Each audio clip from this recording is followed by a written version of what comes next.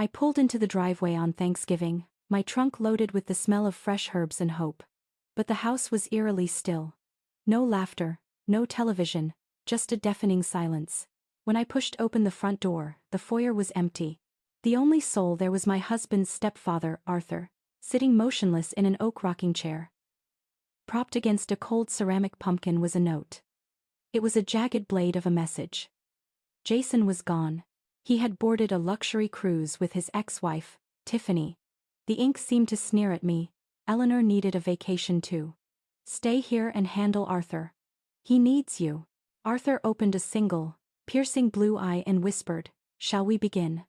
I simply nodded. My world had collapsed, but a new one was being born. 72 hours later, my husband would be on his knees, begging for a mercy I no longer possessed. My fingers shook as the note nearly fell. The betrayal was absolute, a Caribbean getaway with Tiffany while I was left to play nursemaid. Eleanor, his mother, had apparently joined the escape, claiming she was burnt out. "He needs you back Monday," the letter concluded. I read it 4 times, waiting for the punchline that never came. The paper slipped to the granite counter as my limbs went dead. "He's not coming back until next week, is he?" A gravelly, ancient voice behind me made my heart bolt. I spun around to find Arthur leaning on his mahogany cane. He didn't look like the fading, senile man Jason had described. He looked like a predator waiting for the right moment to strike. "No," I stammered, my voice a ghost of itself. "They're all gone. Every single one of them." Arthur gave a slow, knowing nod. "Left you with the heavy lifting, didn't they? That's my husband for you. A coward's move, through and through." I had pulled into the driveway just 45 minutes earlier, my SUV packed with gourmet gifts and organic ingredients for a feast that would never happen. The graveyard silence of the residence should have been my first warning. No savory aromas of a roasting bird, no shouts from a football game on the big screen, no warmth at all. Instead, I stood in a drafty living room with Arthur, whose perceptive gaze felt like an X-ray. "I don't understand," I whispered, collapsing into a stool. This Thanksgiving dinner was on the calendar for 6 months. Eleanor was hosting. Everyone was supposed to be here. I fumbled with my phone, dialing Jason's number for the 5th time, only to be met with that flat digital voicemail. Arthur shuffled toward the fridge, his hands trembling slightly as he grabbed a pitcher. "It's been a tomb in here since Tuesday morning," he said, his voice like dry leaves. "They didn't even stock the pantry. I hope you brought more than just napkins." I hadn't. I had brought the trimmings, gourmet cranberries, organic sweet potatoes, and the ingredients for my signature apple pie. These were meant to be contributions to a family legacy, not survival rations for a deserted house. Suddenly, my phone buzzed. For a split second, I thought it was Jason, but it was an Instagram alert. Jason's sister, Becca, had tagged him in a new post. My pulse hammered as I tapped the screen. The photos felt like a physical blow. There was Jason on a sun-drenched cruise deck, his arm draped around a blonde woman named Tiffany, the work colleague whose name had been popping up like a weed in our conversations lately. They were holding champagne flutes, grinning at the camera with the ocean sparkling behind them. The caption read, "Number New Beginnings Caribbean Getaway with at Jason, K, and family, family." That word felt like trash being thrown in my face. I scrolled further. There was Eleanor, sipping a bright blue cocktail, looking remarkably rested for someone who claimed she was at her breaking point. Another shot showed Jason and Tiffany at a candlelit, romantic dinner. The post was 2 days old. This wasn't a last-minute trip. This was a secret execution of our marriage planned weeks in advance. "Find what you were looking for?" Arthur asked, his shadow long against the kitchen tiles. I turned the screen toward him. There at sea. With Tiffany. The woman he told me was just a project lead. My voice broke, the dignity I'd tried to maintain vanishing. They were packing swimsuits while I was pre-ordering the turkey. Arthur's face turned into a mask of ironclad resentment. "Tiffany has been calling this house for months," he muttered. Beautiful voice. But a terrible laugh. I knew. Even if they thought I was too far gone to notice. I stared at the old man, my mind reeling. "You knew?" I whispered, the weight of the secret pressing down on me. Arthur tapped his temple with a gnarled, weathered finger. "The mind is still sharp, Claire, regardless of the lies Jason feeds the neighbors. My heart suddenly plummeted toward our joint savings. With hands that wouldn't stop shaking, I logged into our banking app. My breath hitched. 3 days ago, there was a withdrawal of $12,500.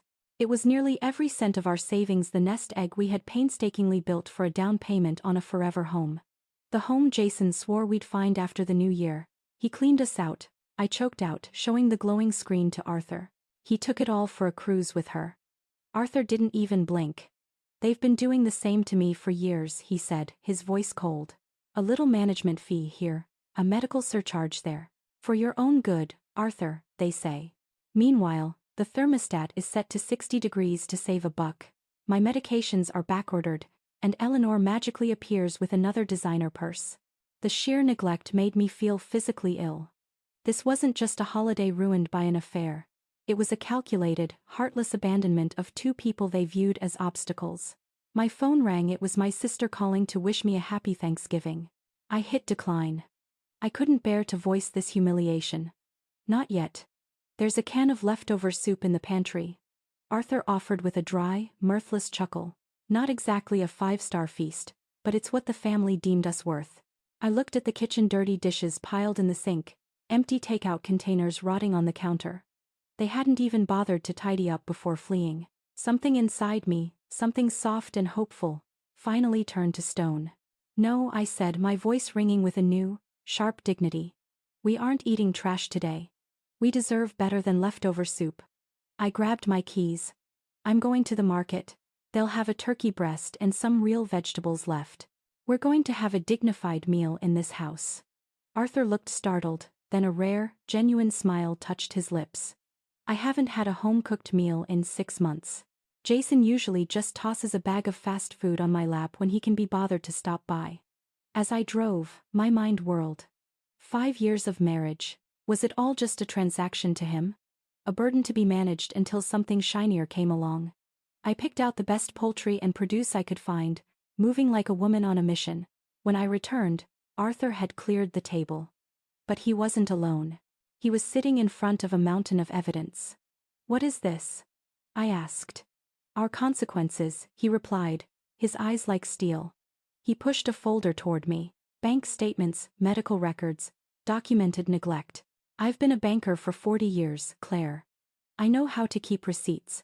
I glanced through the papers, meticulous notes, copies of secret transfers, and physician recommendations that had been tossed in the trash. Why are you showing me this now? I asked, my pulse quickening. Arthur leaned forward, the frailty in his voice replaced by a chilling clarity. Because you were blindsided too, Claire. And because I'm running out of time. He tapped a grim pathology report. Terminal cancer. Pancreatic. 3 months, if I'm lucky. The air left the room. I am so sorry, Arthur. He waved my pity away like a bothersome fly. Don't be sorry. Be smart. They think they left you with a burden, but they actually handed us a golden opportunity. I stared at him. An opportunity for what? Arthur's thin lips curled into a smile that radiated pure justice. For total retribution, he slid a heavy, cream-colored envelope across the table. Inside is my ironclad will and trust documents, not the fake ones Eleanor and Jason think I signed. I didn't touch it. Arthur, I don't follow. He leaned back, the shadows of the room dancing in his eyes. Shall we begin? Those 3 words were a cold anchor. He explained the plan. I would help him document every ounce of their neglect and secret betrayal. In exchange, he would ensure I was the one who held the keys to everything when the dust settled.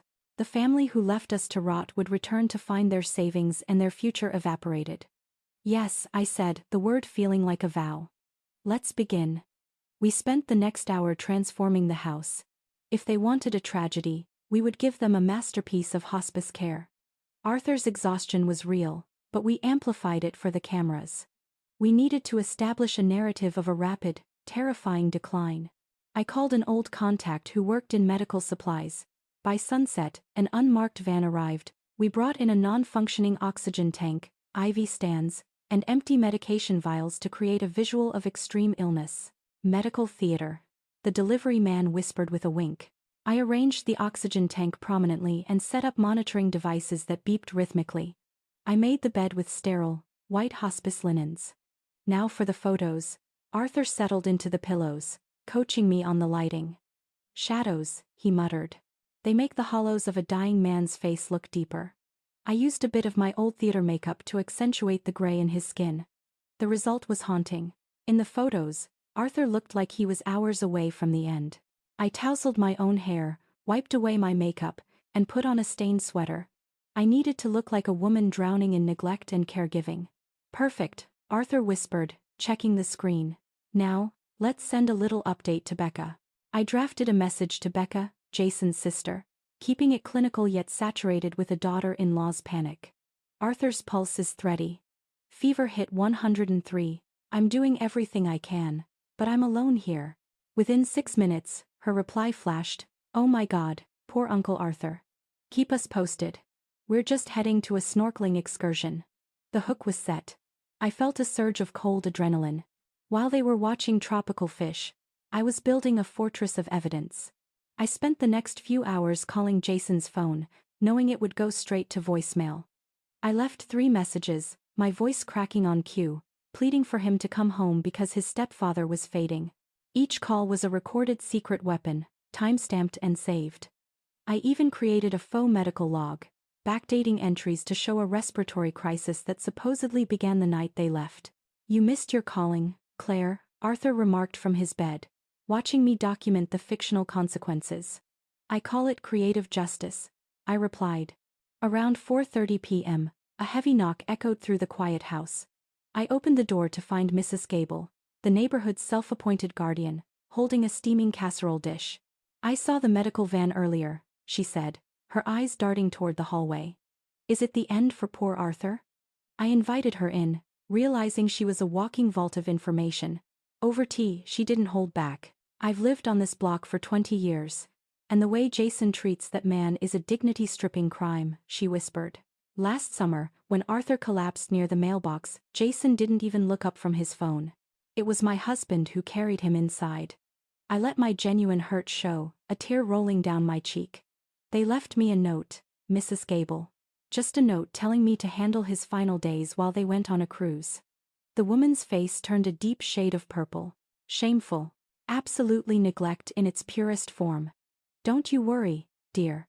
The whole neighborhood knows what kind of family they really are. By the time she left, she had promised to rally the other neighbors. Over the next 48 hours, 4 more families stopped by with food and stories of their own. One neighbor recalled seeing Eleanor toss Arthur's medications in the trash because he was just being dramatic. I recorded every conversation, every date, and every horrified reaction. We weren't just gathering stories, we were gathering a jury. Arthur watched from the shadows of his room, his dignity returning with every person who stood up for him. The trap is almost closed, he whispered as the sun set on Saturday. Now we just need the attorney to finish the paperwork. On Saturday morning, the air in the house turned heavy, the kind of stillness that precedes a storm. Patricia Winters, Arthur's attorney, arrived with a briefcase that felt like it held the weight of a guillotine. She was a woman of 60 with eyes like sharpened emeralds and a voice that didn't waste a single syllable. So, you're the one left with the burden, she said, her gaze appraising me with professional coldness. Arthur told me you were an unexpected ally in this secret war. We sat in the dining room, surrounded by folders of evidence. Patricia walked us through the final legal maneuvers, the ironclad asset transfers, the medical powers of attorney, and the final amendments to the real will. My background in design came in handy as I helped her digitally catalog the receipts of financial exploitation and the logs of neglect. We'll need everything documented for when they inevitably scream undue influence in court, she noted, her pen scratching against the parchment like a ticking clock. That evening, after the legal team departed, Arthur asked me to pull a dusty photo album from the shelf. Look at this, he whispered, pointing to a fading picture of Jason as a teenager, with Eleanor perpetually whispering in his ear. She's been grooming him for this for decades. Using him as a pawn to access my savings. We turned the pages a gallery of neglect, hidden behind forced smiles. I saw Jason's father looking hollowed out before the divorce, a mirror image of the life I was currently fleeing. It's like seeing my own future and my own past at the same time, I murmured. Arthur reached over and squeezed my hand with a surprising, terminal strength. That's why we stop them now. Before they find another victim, In that moment, the dignity we were fighting for became more than just money. It was about justice for every time Arthur was treated like an unwanted burden in his own home. The next morning, the medical theater became terrifyingly real. Arthur's hands were trembling with a rhythmic, neurological twitch, and a faint bluish tint had settled around his lips. "You don't have to act today, do you?" I asked softly, bringing him a cup of tea. He gave a thin, bittersweet smile. "The real thing always has a sense of irony, Claire." I called the hospice nurse, Diane, who promised to come by. But first Arthur had one last request. "Peaches," he said, his eyes misting over. "Fresh peaches with cream. My late wife, Martha, used to make them every Sunday." I drove to 4 different markets before I found them glistening, golden fruit that felt like a holy relic. When I prepared them, sliced into perfect crescents with a dollop of whipped cream, Arthur's first bite brought a tear that tracked through the deep lines of his face. "Just like she made them," he choked out. "In 5 years, no one in this family bothered to remember a single thing I loved." We sat in the quiet, the beeping of the monitors the only heartbeat the house had left. The consequences of their abandonment were now written in the silence. The hospice nurse, Diane, arrived at 3 p.m. After a brief exam, she pulled me into the hallway, her expression etched with a gentle, professional sorrow. "The systems are beginning to fail," she whispered. "It's moving much faster than the chart suggested. He has hours, maybe a day." Even though I had been preparing for this moment of justice, the reality hit me like a physical weight. "Should I call the husband?"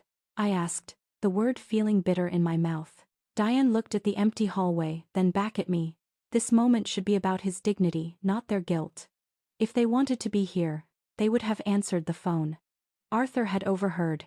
"Don't call them," he rasped, his voice a ghost of its former power. "They made their choice on that cruise ship.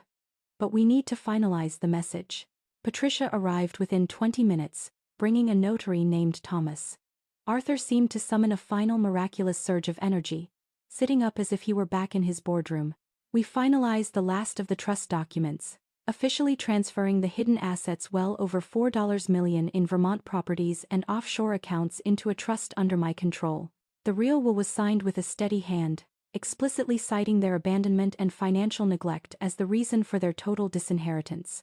"Now, for the recording," Arthur said. We set up the camera. He didn't scream. He didn't curse. He simply spoke the truth. He detailed the years he spent feeling like a burden, the overheard conversations about his slow decline, and the secret delight they took in his suffering. "The greatest pain," Arthur said, looking directly into the lens, "is realizing the people you loved saw you only as a bank account to be drained." Even the notary was visibly shaken, wiping his eyes as the camera went dark. As night fell, Arthur's energy vanished. I helped him into his favorite wingback chair by the window. "There's a bottle of vintage port in the study," he whispered. "Behind the old economics texts, Martha and I were saving it for our 50th anniversary." I found the dusty bottle and poured 2 small glasses. "To justice," Arthur said, clinking his glass against mine with a trembling hand. "To dignity," I added. We sat in the gathering shadows, the only sound the rhythmic ticking of the grandfather clock. I read to him from his favorite detective novels, his breathing growing shallow and rhythmic. Around midnight, the room grew profoundly still. I reached for his hand. It was cooling. There was no drama, no last-minute gasps. Arthur had simply slipped away into the night, finally free of the burden of his ungrateful family. I sat there for a long time in the silence, the receipts of our shared war scattered on the table, tears streaming down my face for the man who had become my truest friend in just 4 days. At dawn, the hospice team arrived to carry Arthur's body away. The house felt cavernous and cold, but my heart was a furnace of resolve. I spent the morning preparing for the arrival of the travelers. I placed Arthur's final letter in a cream-colored envelope on the mantel, positioned right next to a family photo where Eleanor and Jason were smiling, while Arthur looked like an outsider. In the dining room, I laid out the evidence files, the medical records, the secret bank transfers, and the neighborhood statements like a deck of cards. Finally, I queued up the video testimony on the large screen in the living room. Around noon, the silence was shattered by the sound of tires on gravel and the obnoxious slamming of car doors. Laughter erupted as Jason, Eleanor, Becca, and that woman, Tiffany, burst through the front door. They were tanned, clutching duty-free bags and tacky cruise souvenirs. "Honey, we're back. Did you miss the party?" Jason shouted, his voice booming with a hollow cheerfulness. He stopped dead when he saw me standing by the window in a sharp black dress, my face a mask of granite. His smile didn't just fade, it curdled. "What's with the get-up, Claire? Did someone die?" Eleanor pushed past him, dropping a designer purse onto the antique table. "Where's Arthur?" "Still napping." Her tone was so casual it made my skin crawl. "Arthur passed away Saturday night," I said, my voice steady and cold. The duty-free bags slipped from Jason's hands, hitting the floor with a dull thud. Tiffany took a panicked step toward the door. "What do you mean, passed?" Eleanor demanded, as if death were a scheduling error I had made. "I mean he died while you were sipping champagne on the deck of a ship," I replied. "The funeral was yesterday. The neighbors were there. His old banking colleagues were there. You were elsewhere." Jason's face cycled through a pathetic mimicry of grief before landing on a familiar look of calculation. "You held a funeral without us? That's my stepfather. You had no right." I walked over to the mantel and picked up the letter. "You were invited, Jason. I left 5 messages. You chose the snorkeling excursion over your father's final breath." Becca stepped forward, her tan looking sickly. "I told you, Jason. I told you he looked bad in those photos." He waved her off, his eyes darting toward the dining room. "This is a setup. You've been plotting this." I gestured toward the screen. "Actually, Arthur was the one who wanted to make sure his last words were ironclad. He knew you'd come back looking for a payday. He wanted to make sure you found consequences instead." I pressed play. Arthur's face filled the screen, his voice calm and devastating as he described the years of financial exploitation and the absolute neglect that defined his life with them. The room went silent, the only sound the flickering of the video and the heavy, guilty breathing of the people who had abandoned him. As the video ended, the room was thick with a suffocating silence. Eleanor's face was a mask of pale fury. "This is a fabrication. He was a sick old man, he didn't know what he was saying." She turned her venom on me. "You manipulated him to steal our savings." I didn't flinch. "I didn't have to manipulate anyone, Eleanor. You provided all the evidence yourselves. Every secret withdrawal and every designer purse you bought with his medication money is documented right here." I tapped the heavy folders on the table. Jason stepped toward me, his hands balled into fists. "I'm his next of kin. This will never hold up in court. The house is mine," he promised. At that moment, the doorbell rang. Patricia Winters walked in, her silver hair shimmering like a blade. "Actually, Mr. K," she said with a professional chill, "the house is owned by a holding company within the Harmon Family Trust. A trust that is now entirely under the control of Claire as the sole trustee." Jason's face drained of color, his knees looking weak. Patricia continued, "The real will has been filed. Arthur was certified as mentally competent by 2 independent physicians before his passing. Your savings have been frozen pending a full audit for financial exploitation. You'll find that the Caribbean trip was likely the last time you'll see a champagne flute for a very long time." Becca turned to her brother, her voice trembling. "What about my college fund, Jason? Grandpa said that was safe." Patricia answered for him. "Your father was given those funds years ago to set up an account. It seems those funds were diverted to personal expenses instead." The room erupted into a chaos of accusations. Becca lunged at Jason, and Tiffany, seeing the ship was sinking, slipped out the front door without a word. I watched them, the family I had once tried so hard to please, tear each other apart over the scraps of a life they had already destroyed. I went to the bedroom and grabbed my packed suitcase. When I returned to the hallway, Jason tried one last, desperate tactic. He grabbed my arm, his eyes welling with crocodile tears. "Claire, please. I made a mistake. It was the stress. We can fix this. We can start over with the money. We can be a family again." I looked at the man I had once loved, seeing only a hollow shell of greed. I slowly twisted my wedding ring off my finger and dropped it into his palm, followed by the heavy brass keys to the front door. "You left him to die in an unheated house," I said, my voice a whisper that cut like a razor. "Now you get exactly what you gave him. Nothing. No savings, no dignity, and no me." I walked out into the crisp November sunlight, the air finally feeling clean. As I loaded my car, I saw Mrs. Gable on her porch. She gave me a somber, respectful nod. I realized then that Arthur's final gift wasn't just the money. It was the dignity to walk away from people who treated love like a transaction. As I drove away from the house, leaving the screams of Eleanor and Jason behind, I wasn't thinking about the consequences or the revenge. I was thinking about Arthur, and the quiet peace of a glass of port shared in the dark. The war was over. And for the first time in years, I was truly home. Thank you for staying with this story until the very end. My favorite moment was when Arthur finally tasted those peaches, a small slice of heaven before the end. It reminds us that even in the face of betrayal, there is beauty to be found. Which part of this journey touched you the most? I read every single one of your comments and appreciate your support.